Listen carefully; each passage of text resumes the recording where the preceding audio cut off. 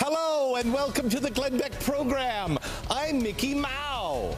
Yes, believe it or not, this is a puppet that I found and purchased last week at Disney World.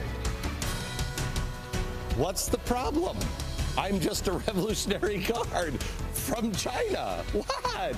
Sometimes I just ask him to hold me because he frightens me. Oh, yes. Oh, I'll hold you, my friend.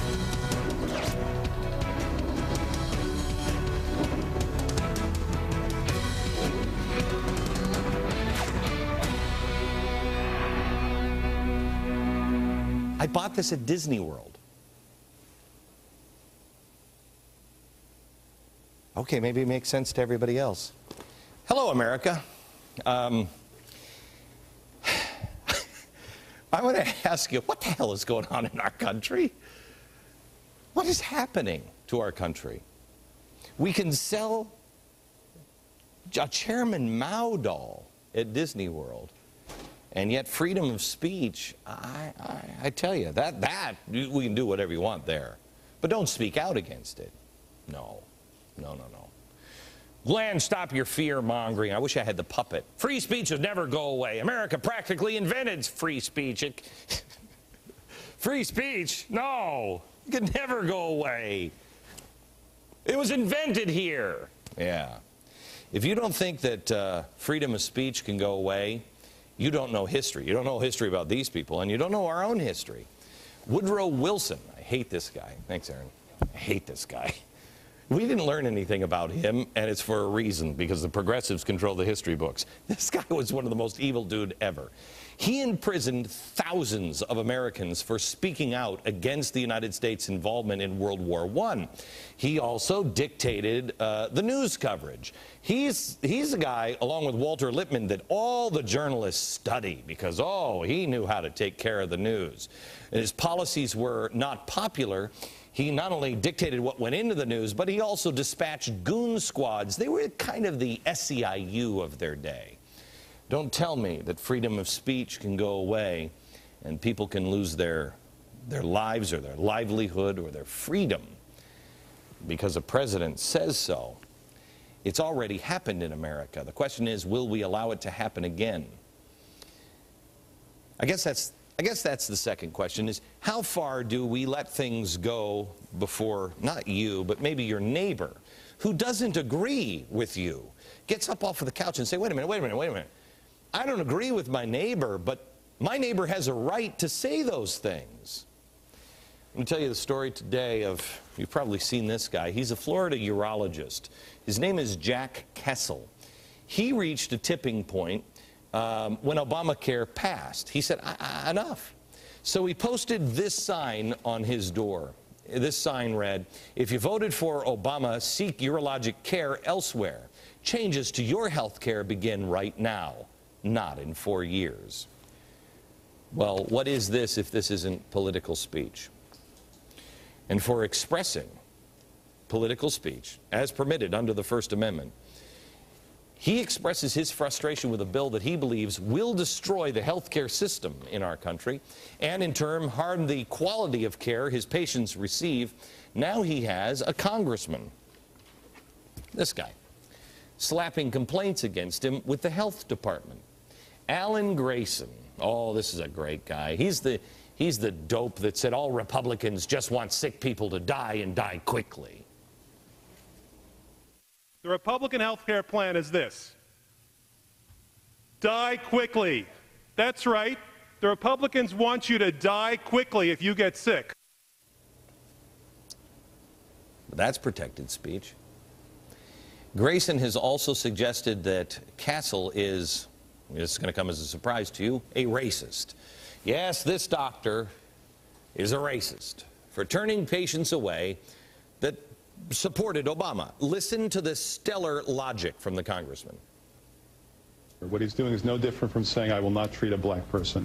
I will not treat a Catholic. Where he lives in Mount Dora, which is in my district, many of the Democrats who live in Mount Dora happen to be African Americans. So by saying that he will not treat somebody who supported Obama, he's saying that he's not going to treat a large number of African Americans in his community. Wow. The sign couldn't possibly have anything to do, nothing whatsoever, with the government taking the first step towards a single-payer system, a system that Canadians will weep all over the globe because they'll no longer be able to flee to America for decent health care. No, no, no. The doctor, this guy, he's got to be a racist. I bet he even wears a white coat. Yes. Elementary, my dear Grayson. Elementary, of course.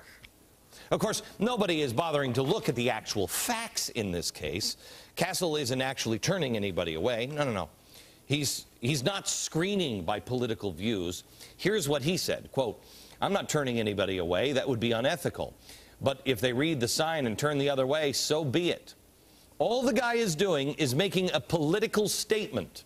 The one person the newspapers found who's upset about this said she felt like she wouldn't be treated. Not that she wasn't treated or was denied treatment. No, no, no. She just felt like she wouldn't be treated."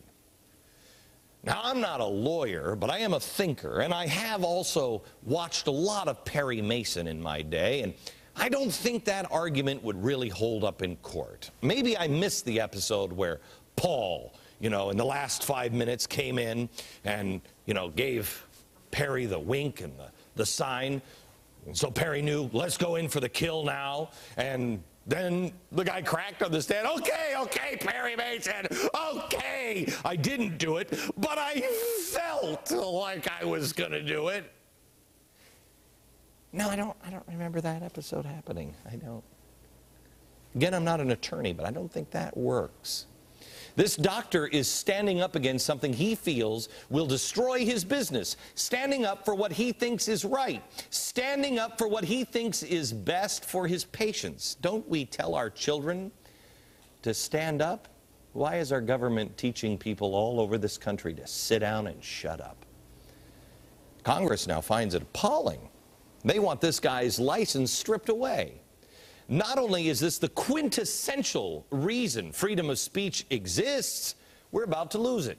To allow people to speak up against the government without fear of things like losing your business, losing your life, losing your liberty.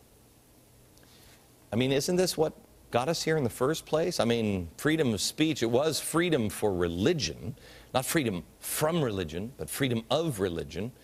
And it became political speech because religious speech over in England was political speech because, let me see if I can get Jim Wallace to understand this, because they merged the two. Being able to disagree religiously with what the king thought. Gang, we're about to lose both religious and political speech in this country if our neighbors don't get it pretty soon. I mean, do you think the founders really made the First Amendment so porn stars could express themselves with vegetables? I wonder how the left would enjoy this new anti-free speech government if it was under a different control. Let's say, go with me here for a second. Let's say that Ronald Reagan comes back to life because he's so evil. He comes back to life and he becomes the president in 2012. And the Speaker of the House is that evil Newt Gingrich, okay? And Chief of Staff, of course, it's Karl Rove, because where's my chalk? I mean, Karl Rove, we got to put some horns on Karl Rove. Well, we might as well put horns on all of these guys. They're so evil, right? And then Jesus is the Senate Majority Leader. I think that should be reversed, but let's just go with it. Don't think it through. Dick Cheney, of course, is a special advisor for all evil things. He talks directly to Darth Vader. And this is our press secretary. May I ask you a question? Liberals, Democrats. There it is. Now, how do you like the system that you created? The one where the right to disagree with the president or his policies is gone. You speak out against these people. With the system that you are now creating, you could lose your business. You'll lose your license. At very least, you'll be publicly attacked by one of these guys or one of their advisors. Yeah, that doesn't happen, does it? How do you like it when the evil Karl Rove is in power? Suddenly it doesn't sound so utopian, does it? That's why freedom of speech, whether you agree or disagree with this president or any president, is of paramount importance. It is why when Hollywood was protesting the war, I said you cannot